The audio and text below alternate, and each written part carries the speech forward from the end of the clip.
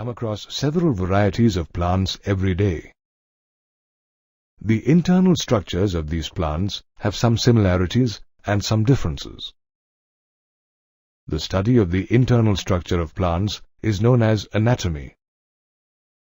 Let's understand the anatomy of a flowering plant. A plant is formed of different types of tissues. Tissue refers to a group of cells that have a similar structure and perform the same function. There are two main types of plant tissues: meristematic tissues and permanent tissues.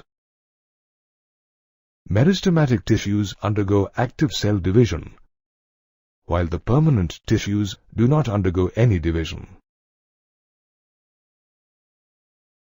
The word meristem has been derived from the Greek word meris, which means division. The specialized region in plants where meristematic tissues are present is known as the meristem. Active cell division takes place in this region, leading to the growth of the plant.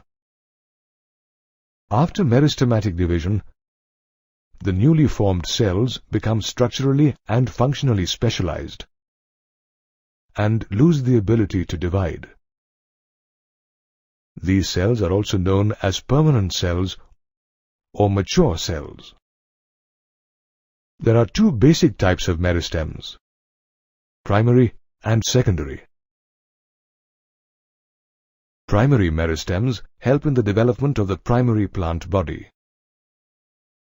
They are present throughout the life of the plant. Primary meristem can be further divided into two types: apical meristem and intercalary meristem. Apical meristems are named depending on their location in the plant's body.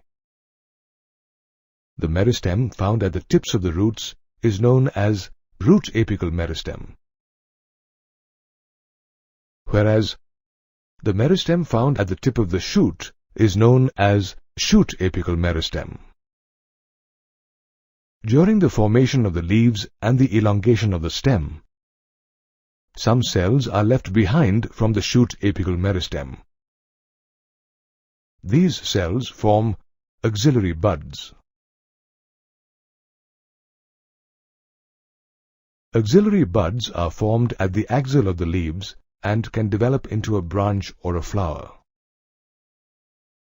During the formation of the primary plant body, some particular regions of the apical meristem produce dermal tissues, ground tissues, and vascular tissues.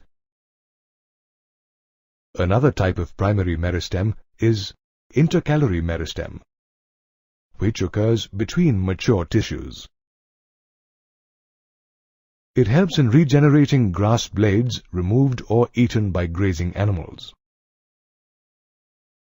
Meristem that appears later in a plant's life is called secondary or lateral meristem.